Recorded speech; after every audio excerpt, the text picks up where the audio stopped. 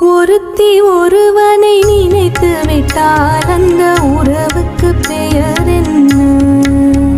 காதல். அந்த ஒருவன் ஒருத்தியை மணந்து கொண்டால் அந்த உரிமைக்கு பெயர் என்ன? குடும்பம். நினைத்தவன் அவளை மறந்துவிட்டால் அந்த நிலைமையின் முடிவென்ன? துயரம்.